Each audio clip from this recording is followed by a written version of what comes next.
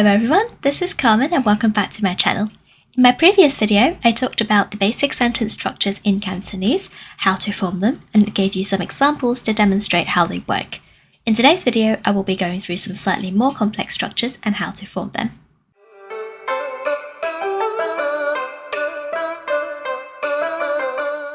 First of all, let's talk about modal verbs. In English, modal verbs tell us about aspects like possibility, ability, or obligation. They could include words like will, can, must, should, might, and so on. In Cantonese, they serve a similar function in that they also tell us about the possibility or ability of the subject as well as obligation. Forming sentences with modal verbs in Cantonese is the same as in English, starting with your subject, modal verb, and then object. Here are some of the common modal verbs used in Cantonese. Will, 會 can or may, 可以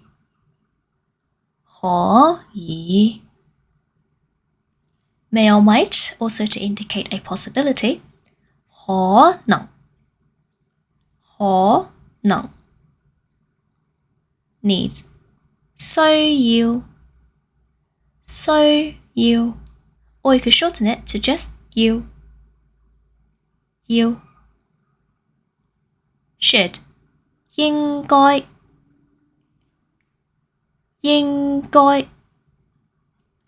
Let's run through some example sentences using each modal verb. 我會食飯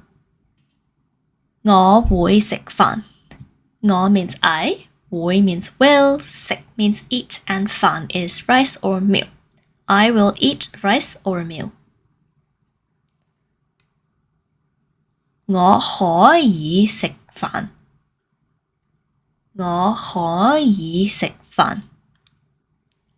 我 means I, 可以 is can, 食 means eat, 飯 is rice or meal. I can eat rice or a meal. 我可能食飯 我 means I, 可能 means may or might, 食 is eat, 飯 is rice or meal. This means I might eat rice or a meal.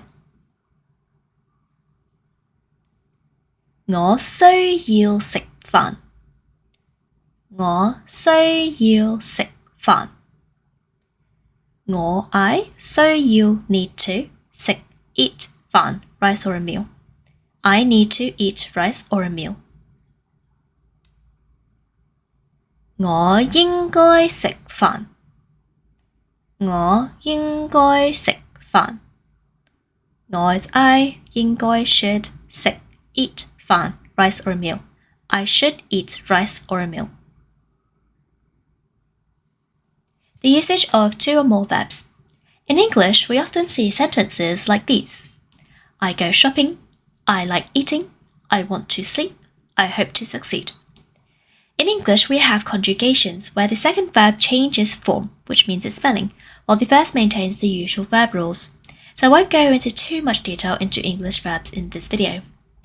In Cantonese, the presence of two or more verbs is a lot simpler because we don't have verb conjugations like we do in English, meaning you can just list out the verbs as they are, plus any necessary aspect particles. So refer back to my aspect particles video to recap on this.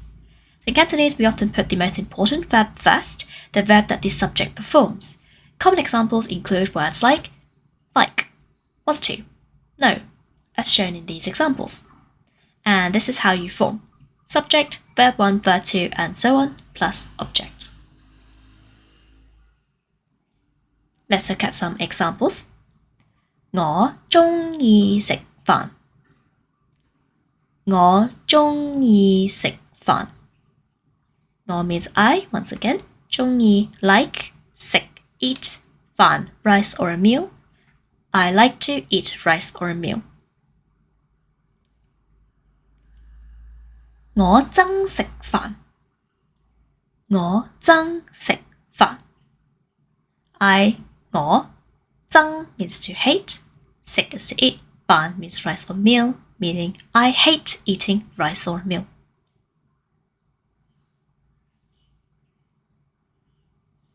我去食飯。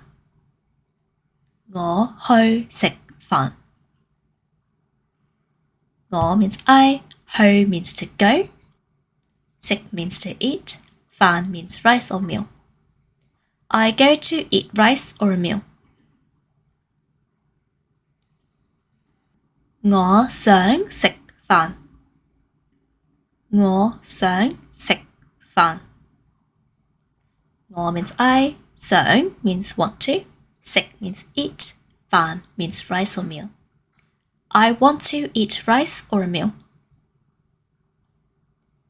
I discussed about forming questions in the past video. Today I'm going to talk about forming open questions using what, where, who, and when. In Cantonese, these questions follow an interesting pattern. The position of the question word in the original question corresponds with the position of the answer. This is how it would look like if English was to follow the same rule. For example, I am Carmen. The question would be, you are who? My name is Carmen. Question would be, your name is what? I am going to school. Question would be, you are going where? I come home at 4 p.m. You come home when? Notice how the question word corresponds to where the answer is in the sentence. Of course, the subject needs to be adjusted accordingly in your answer. So here are some question words in Cantonese. What? We have two main ways of saying it, which is 乜嘢? 乜嘢? And the other one being the shorter, 咩? 咩? Where? We say 喺邊度 or just 邊度.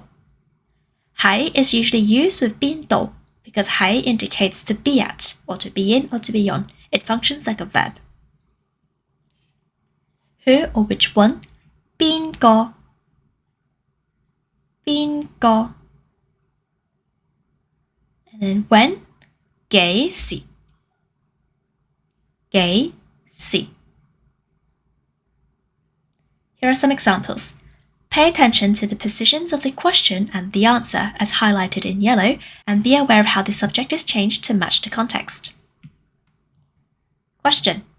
你煮緊咩? 你煮緊咩? 你 is you, 煮緊 cooking, 咩 what? What are you cooking? And here is the answer. 我煮緊飯。我煮緊飯。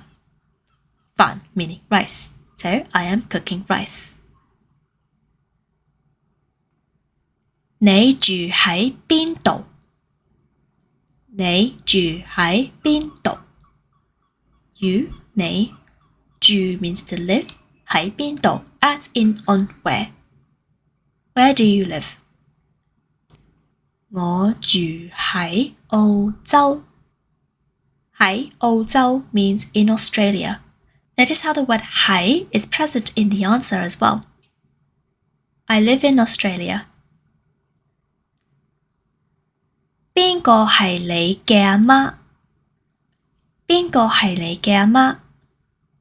邊個 used at the start of a sentence means which one.